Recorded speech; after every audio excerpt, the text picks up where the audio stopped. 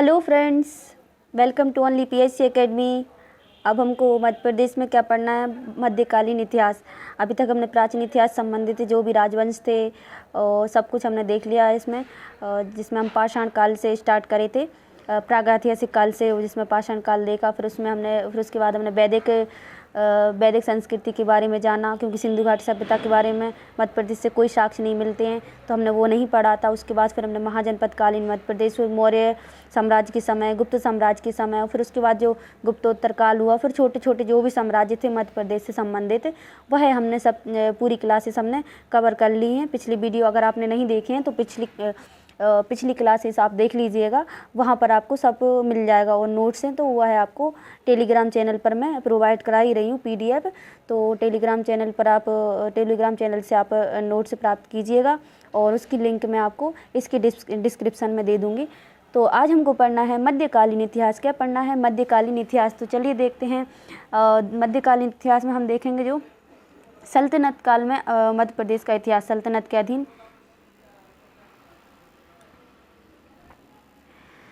सल्तनत यानी जो दिल्ली सल्तनत जिसकी बात करें, जिसमें 4-5 वंश हुए थे। अगर उनकी बात करें तो पहला था गुलाम वंश, फिर खिलजी वंश, फिर तुगलक वंश, फिर सैयद, फिर लोधी वंश। इस प्रकार से 4-5 वंश थे, जिसमें जो पहला वंश गुलाम वंश ही था। अगर इनको याद करने की ट्रिक बताऊं तो GK TSL वैसे बहुत मुश्किल पड़ता है एक साथ ये वंशों को याद रखना, लेकिन अगर इनको एक ट्रिक के अनुसार याद रखें तो GK TSL गुलाम, खिलजी, तुगलक, सैयद, लोधी, यह 4-5 वंश थे। और देखते हैं इनका मध्य प्रदेश में क्या रोल रहा। तो हम देखें सल्तनत के अधीन मध्य प्रदेश। तो बात करते हैं, भारत में मोहम्मद गौरी ने इस्लामिक राज्य की स्थापना की थी। जो इस्लामिक राज्य की स्थापना करने का अगर देखें तो किसने की थी? मोहम्मद गौरी ने की थी। मोहम्मद गौरी का आक्रमण हुए थे। लेकिन अगर सल्तनत का सही से प्रारंभ देखें तो वह जो कुतुबुद्दीन ऐबक था।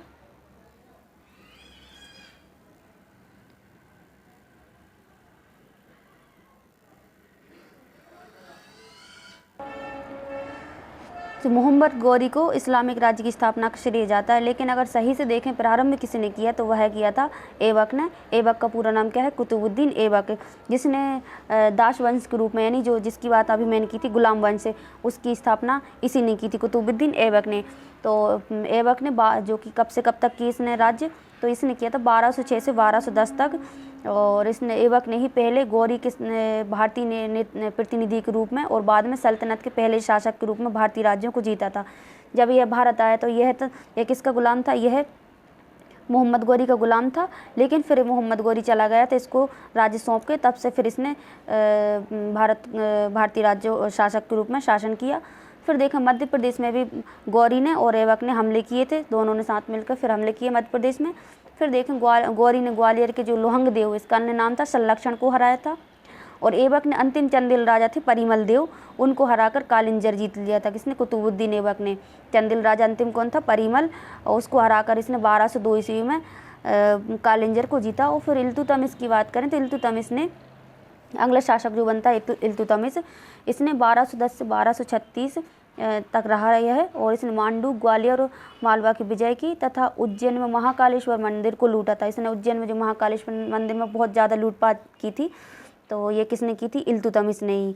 और इसके साथ ही इसने ग्वालियर, मांडू, मालवा इनकी विजय की। फिर देखें खिलजी वंश का जो संस्थापक था वह था जलालुद्दीन खिलजी। जलालुद्दीन खिलजी था। गुलाम वंश के बाद फिर आया खिलजी वंश। खिलजी वंश के संस्थापक की बात करें तो यह जलालुद्दीन खिलजी था, जो कि 1290 से 1296 तक रहा। इसने मांडू को जीता, मांडू। उसके बाद उसने ग्वालियर में एक गुंबद आकार का विश्राम गृह का निर्माण करवाया था। ग्वालियर में है यह विश्राम गृह गुंबद आकार का, वो जलालुद्दीन खिलजी के द्वारा इसका निर्माण किया गया था। फिर देखें जो अलाउद्दीन खिलजी के नाम से तो आप समझ ही गए होंगे, क्योंकि अलाउद्दीन खिलजी को तो जब से जो पद्मावत मूवी बनी है उसके बाद से तो इसको ज़्यादा बच्चे भी जानने लगे कि अलाउद्दीन खिलजी कौन था। तो यह वही अलाउद्दीन खिलजी है। तो अलाउद्दीन खिलजी ने मानिकपुर के हाकिम के रूप में उज्जैन और विदिशा के मंदिरों को लूटा। पता नहीं इन लोगों की क्या दिक्कत थी, ये मंदिरों को ही लूटते थे। खैर, मंदिर में क्या लूटने की वजह यह भी रहती क्योंकि बहुत ज़्यादा चढ़ावा मंदिर में ही चढ़ता है, तो उनको ज़्यादातर लूटपाट से फ़ायदा कहाँ मंदिर में ही मिलता होगा। तो इस वजह से ये मंदिर को बहुत ज़्यादा लूटपाट करते थे। तो इसने भी, अलाउद्दीन खिलजी ने भी क्या किया था, उज्जैन और विदिशा के मंदिरों को लूटा। और फिर देखें तो सुल्तान बनने के बाद फिर ये 1296 से सुल्तान बना, और जो कि रहा था, और शायद ये डेट मैंने गलत लिखी है, वो मैं करेक्ट करवा दूंगी नोट्स में। तो ये जो शासक बना था 1296 में बना था। उस बनने के बाद उसने कालिंजर, भिलसा और चंदेरी, धार, मांडू जैसे नगरों को लूटा था। भिलसा क्या था, विदिशा। फिर देखें 1305 में उसने मालवा के शासक थे महलक देव को अपने सेनापति आइन मुल्क के माध्यम से हराया था। जो मालवा के शासक थे महलक देव, इसका जो सेनापति था अलाउद्दीन खिलजी का आइन उल मुल्क, इसने हमला किया था वहाँ पर और महलक देव को हराया था।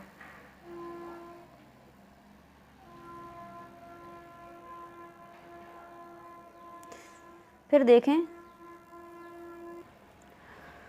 फिर खिलजी वंश के बाद आता है तुगलक वंश। तुगलक वंश के संस्थापक की बात करें तो वह था गयासुद्दीन तुगलक। इसकी तुगलक वंश की स्थापना गयासुद्दीन तुगलक द्वारा की गई थी। और गयासुद्दीन तुगलक के प्रांतपति ने दमोह में एक महल बनवाया था, और इसके बारे में हमें जानकारी मिलती दमोह से एक बटियागढ़ शिलालेख प्राप्त हुआ है, जिसमें हमें पता चलता है गयासुद्दीन तुगलक ने दमोह में भी कुछ दिन शासन किया था, वह आया था, और उसके जो प्रांतपति ने यहाँ पर एक महल का निर्माण भी कराया था। फिर इसका जो बेटा था या उत्तराधिकारी का है, वह था जूना खां या जोना खां, और अन्य नाम इसका मोहम्मद बिन तुगलक था। ये जो मोहम्मद बिन तुगलक के नाम से ही जाना जाता है। और आप पढ़ेंगे, जब भारत की हिस्ट्री पढ़ेंगे तो सबसे ज़्यादा विख्यात शासक, या फिर थोड़ी सी हंसी भी आती है इसके बारे में पढ़ने में, क्योंकि अगर भारतीय इतिहास में देखें तो सबसे ज़्यादा सल्तनत काल में सबसे ज़्यादा पढ़ा लिखा शासक यही था, और सबसे ज़्यादा हैरान परेशान भी शासक यही था। और जब इसकी मृत्यु हुई थी तब एक लैंडपुल महोदय थे, उन्होंने कहा भी था कि राजा को प्रजा को राजा से मुक्ति मिल गई, क्योंकि इसने जो भी काम इसने अच्छा करना चाहा उसका उल्टा ही हो जाता था। और बेचारा काम तो प्रजा के हित में ही करता था, लेकिन पता नहीं किस्मत साथ नहीं देती थी, या फिर काम की जो रणनीति सही नहीं बनती थी, जैसे कि अभी हम देख रहे हैं। खैर मुझे इन बातों का जिक्र नहीं करना चाहिए, लेकिन देखते हैं मोदी सरकार को, तो रणनीति उनके काम करने का अगर वो सोचें तो अच्छे ही सोचते हैं, लेकिन उल्टा हो जाता है और बहुत ज़्यादा विरोध प्रदर्शन होने लगते हैं। इसी प्रकार से यह शासक हुआ। तो इसके समय भी बहुत ज़्यादा उथल पुथल मची रही। जनता को लगे कि भगवान कब हम इस शासक से छुटकारा मिले। तो जब उसकी मृत्यु हुई तो लैंडपुल महोदय ने लिख ही दिया था, राजा को प्रजा से, प्रजा को राजा से मुक्ति मिल गई। तो यह वही मोहम्मद बिन तुगलक है, MBT बोल देते हैं इसको शॉर्ट फॉर्म में। तो चलिए इसके बारे में पढ़ते हैं। तो इस जो मोहम्मद बिन तुगलक ने इसी समय चंदेरी और मालवा पर पूर्ण आधिपत्य स्थापित किया। और फिर देखें तो इस मोहम्मद बिन तुगलक ने बटियागढ़ कहाँ, अभी हमने देखा दमोह में, गोमठ और एक बावड़ी और एक बगीचा का निर्माण करवाया था, और इस संस्कृत में एक अभिलेख भी खुदवाया था। फिर देखिए इसके बाद आता है फिरोज शाह तुगलक। 1351 से 1389 तक रहता है। और इसका जिक्र दुलनीपुर सागर से एक अभिलेख प्राप्त हुआ जिसका नाम दुलनीपुर है, इसमें किया गया है। और जो लोधी वंश के अंतिम शासक इब्राहिम लोधी था 1506 से 1526 तक। जो इसके बाद जो तुगलक वंश के बाद सैयद का इसमें जिक्र नहीं किया गया है, सैयद वंश आया नहीं। फिर आता है लोधी वंश, और लोधी वंश का भी, क्योंकि हम मध्य प्रदेश की हिस्ट्री पढ़ रहे हैं, इसलिए मध्य प्रदेश में जो सल्तनत कालीन कौन कौन से शासक रहे उन्हीं के बारे में हम देखेंगे। तो फिर जो इब्राहिम लोधी था अंतिम शासक, उसके बारे में पढ़ें तो 1506 से 1526 तक रहा। और इसके समय मालवा में महमूद खिलजी द्वितीय ने स्वतंत्र सत्ता स्थापित की थी। यह दूसरा खिलजी वंश था जो मालवा में स्थापित हुआ था, वह की थी महमूद खिलजी द्वितीय ने। तो लेकिन उस पर जो प्रभाव रहा है वह प्रधानमंत्री था उसका मेदिनी राय उसका था, जो राणा सांगा के अधीन चंदेरी का शासक भी था। कौन था? मेदिनी राय। फिर देखें मुगलों के अधीन मध्य प्रदेश की क्या स्थिति रही, इसकी बात करें तो मुगल का संस्थापक था। मुगल के संस्थापक की बात करें तो यह था बाबर ने बाबर के बारे में भी आप हिस्ट्री में पढ़ेंगे तो यह भी कुछ ज़्यादा ही परेशान रहा। तो देखेंगे इसके बारे में भी। और फिर इसके बाद जो हुमायूं आता है वह भी खैर देखो, हमें अगर कहते हैं ना कि बहुत कुछ पाना है तो फिर बहुत कुछ खोना भी रहता है। अगर हम इतनी बड़ी चीज़ पाने के सोच रहे हैं, मतलब राजपाट पाने का सोच रहे हैं, तो उसके लिए हमें संघर्ष भी उसी हिसाब से करने पड़ेंगे, फिर त्याग भी हमें बड़ा ही देना पड़ता है। तो ये खैर सभी के साथ है। अगर हम पीएससी की तैयारी कर रहे हैं तो कोई छोटी मोटा एग्ज़ाम तो है नहीं, ये तो आप भी जानते हैं। तो इसके लिए भी हमें उतना ही त्याग देना पड़ता है। अपने कहते हैं कि जो लोग घूमने जाते हैं और पार्टी में जाते हैं, वह सब चीज़ त्याग कर हम लोगों को बस एक बंद कमरे में अपनी किताबों के साथ ही पूरा दिन गुजारना पड़ता है, या पूरी रात, जैसे भी आप पढ़ने का शेड्यूल रहते हो। तो कहते हैं ना कि बड़ा पाने के लिए बड़ा त्याग भी करना पड़ता है, ऐसे ही नहीं मिल जाती किसी भी बड़ी जीत। तो ऐसे ही शासकों के बारे में होता था।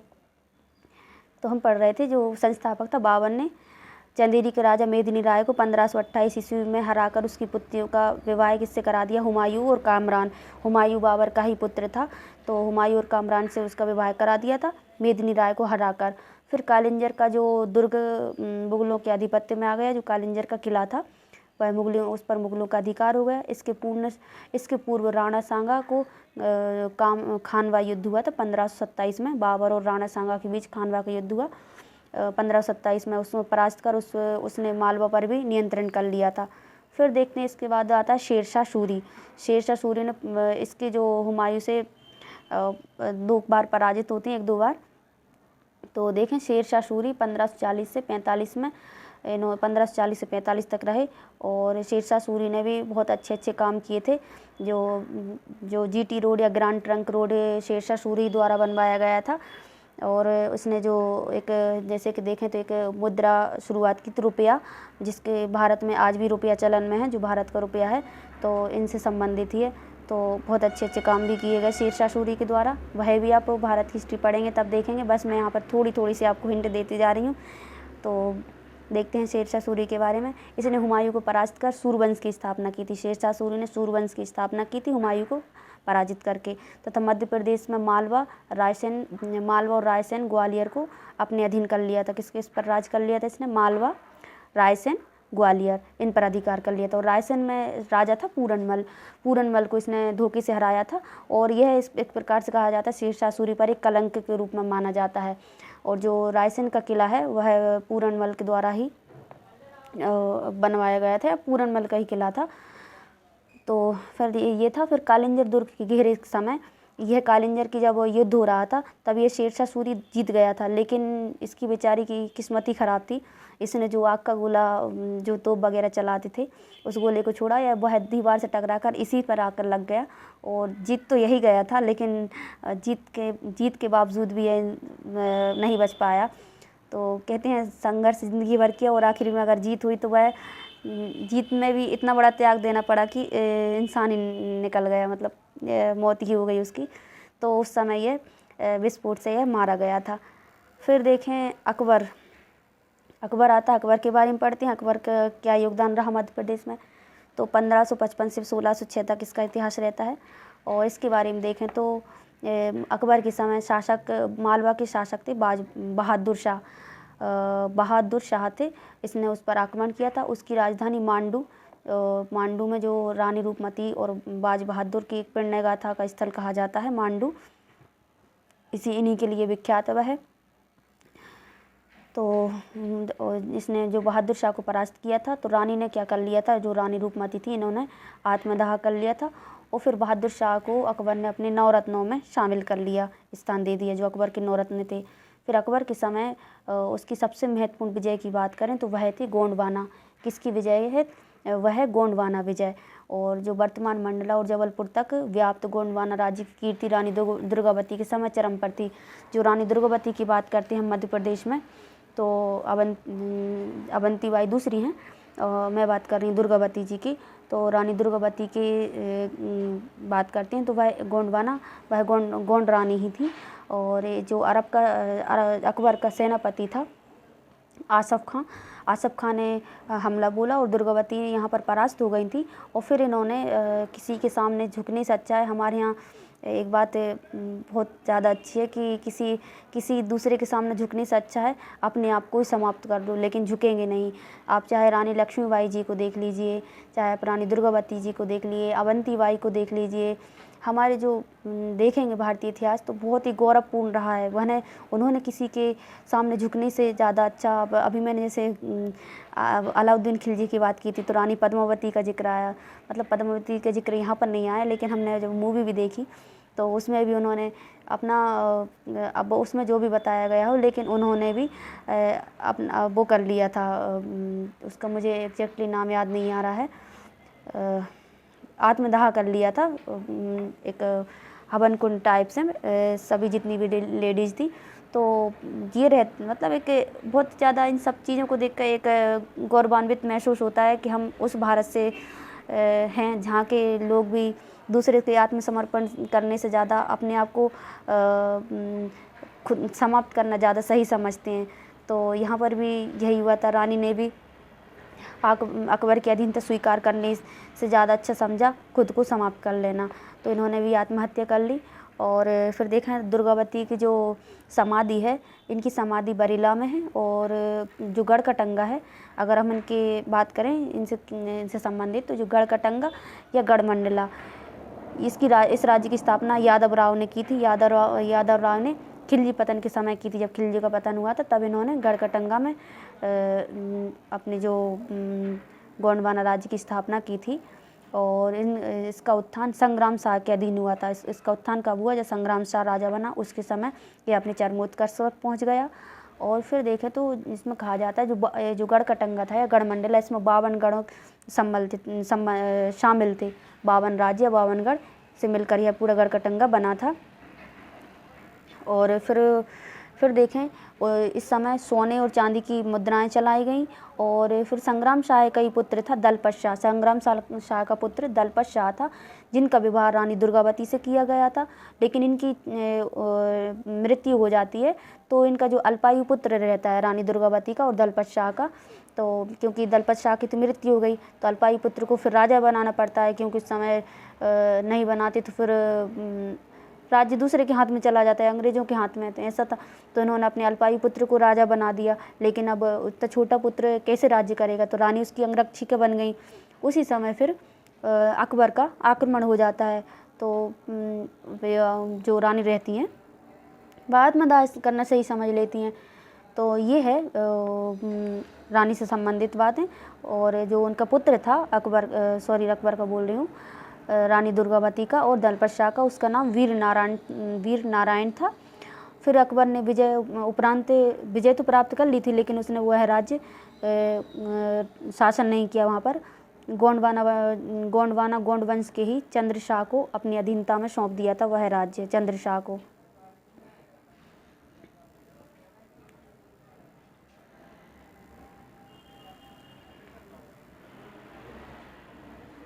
तो जो मैंने डिटेल एक समझाया है थोड़ा सा, और उसका डिटेल पूरा ये लिखा है। तो यहाँ से आप नोट्स से भी आप पढ़ सकते हैं, इसमें पूरे अच्छे से लिख दिया है मैंने। फिर देखते हैं हम आगे का वंश, ये पूरा वही है गोंड राज्य। अब हम बात करते हैं तोमर वंश की। तोमर वंश की बात करते हैं। ग्वालियर में स्थित वंश था। तोमर वंश कहाँ का था?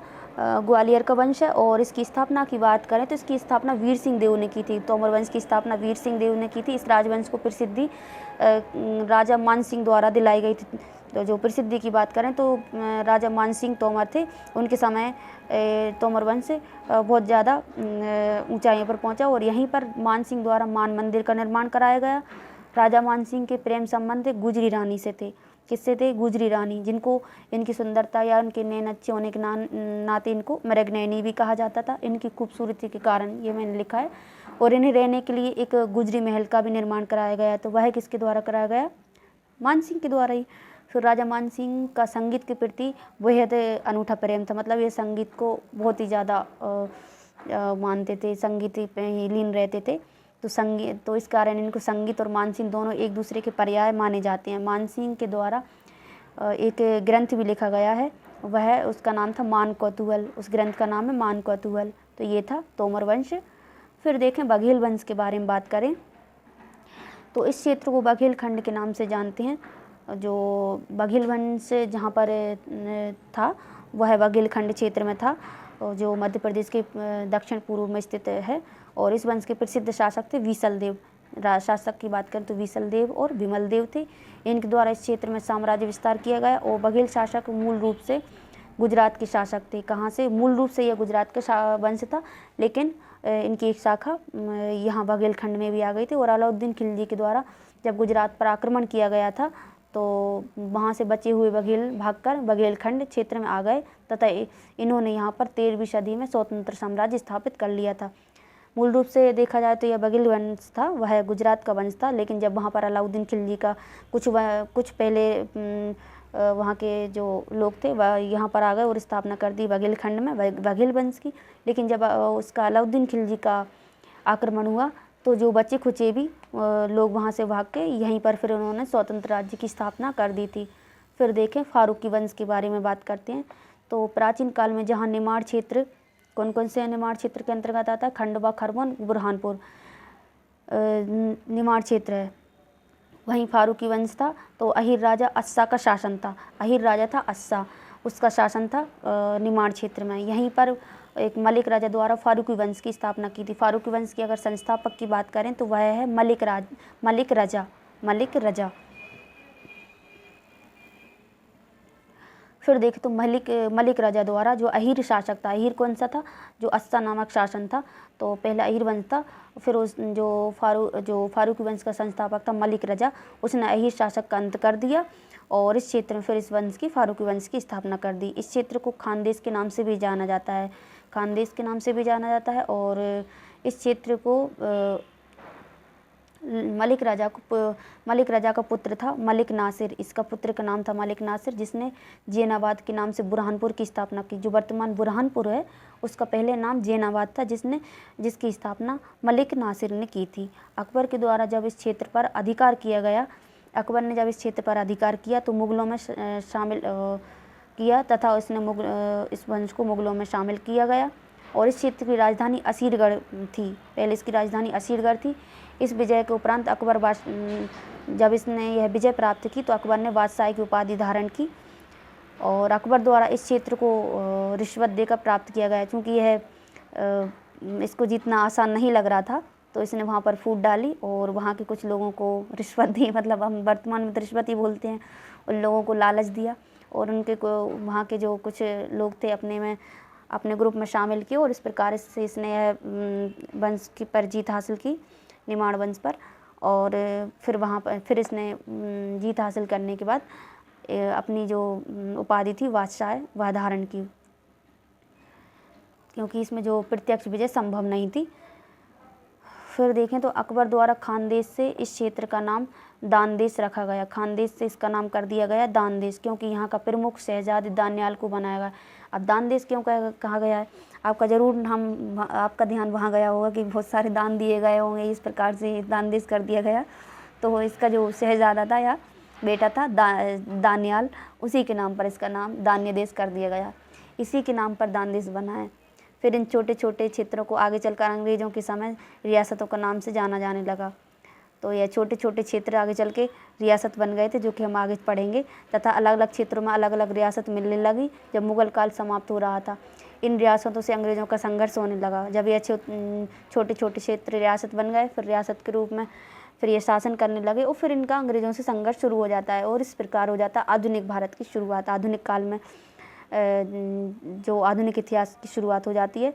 और जिस समय भारत में जो भी परिस्थिति चल रही थी उनमें मध्य प्रदेश की क्या क्या स्थिति रही, वह हम देखेंगे। कौन सी रियासत कहाँ पर रही, इन सब के बारे में हम जानेंगे अगली क्लास में। अभी तक हमने सल्तनतकालीन इतिहास पढ़ा मध्य प्रदेश का, उसके बाद फिर हमने कुछ और वंश देखे, जैसे तोमर वंश देखा, गोंडवाना राज्य के बारे में पढ़ा, और उसके बाद हमने फारूकी वंश देखा।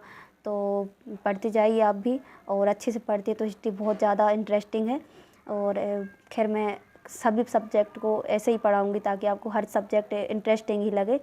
तो चलिए मिलते हैं फिर अगली क्लास में, और रिवीजन ज़रूर करते जाइएगा। ठीक है, फिर मिलते हैं। Thank you.